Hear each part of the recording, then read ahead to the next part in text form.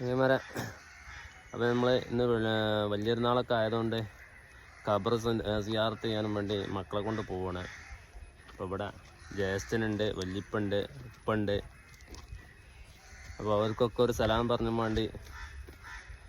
പറയാനും വേണ്ടി നമുക്ക് ഖബർസ്ഥാനിൽ വന്നതാണ്. അപ്പോൾ മോളുണ്ട്, മോനുണ്ട്. മോളെ കൊണ്ട് കൊല്ലത്തിൽ 2 ദിവസം വലിയൊരുന്നാൾക്കും ചെറിയൊരുന്നാൾക്കും നമ്മൾ ഖബർസ്ഥാനിൽ പോകലുണ്ട്. അപ്പോൾ അതിൻ്റെ ഒരു വിശേഷമാണ് ഇന്ന് കാണിക്കേണ്ടത്. അപ്പോൾ എല്ലാവരും അവരുടേതായ ഉപ്പാരും ഉമ്മാരും വല്യന്മാരും ജ്യേഷ്ഠനെയൊക്കെ ഓർമ്മിക്കാൻ വേണ്ടി കൊല്ലത്തിലൊരു ദിവസമെങ്കിലും ഖബർസ്ഥാനിൽ പോവുക, അവർക്കും വേണ്ടി ഒരു സലാം ചൊല്ലുക.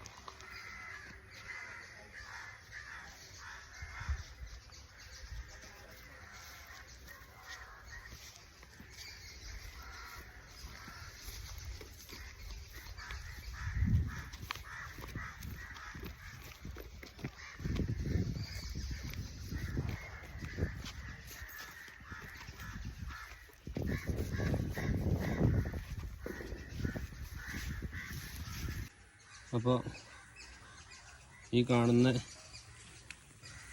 ചെറിയ മട്ടത്തിൽ കാടൊക്കെ പിടിച്ചിട്ടുണ്ട്.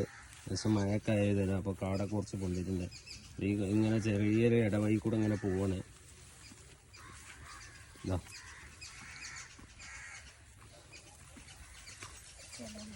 ഇതാണ് ഖബറ്. പപ്പാനോട് സലാം പറഞ്ഞ പപ്പ അസ്സലാം വലൈക്കും പറഞ്ഞോ.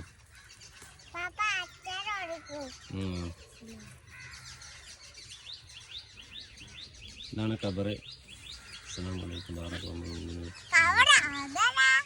അസ്സലാമു അലൈക്കും.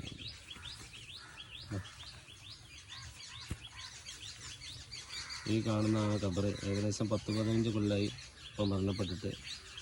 അപ്പോൾ വർഷം തോറും ഞങ്ങൾ എൻ്റെ മോളായിട്ട് സിയാറത്ത് ചെയ്യാൻ വരും.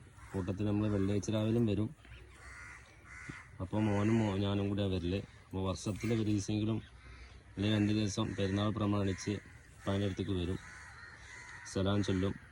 അപ്പോൾ നിങ്ങളൊക്കെ ആഴ്ചയിൽ ഒരു ദിവസമെങ്കിലും വന്നിട്ട് സലാം ചൊല്ലി പോകണം. അവർ നമുക്കും വേണ്ടി കാത്തിരിക്കും.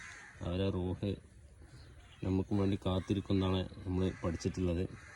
അപ്പോൾ എല്ലാവരും അവരുടേതായ ഉപ്പാരും ഉമ്മാരും അതുപോലെ തന്നെ ജ്യേഷ്ഠനെയും വല്യപ്പനെയും ഒരു സലാം പറഞ്ഞിട്ട് പോവുക.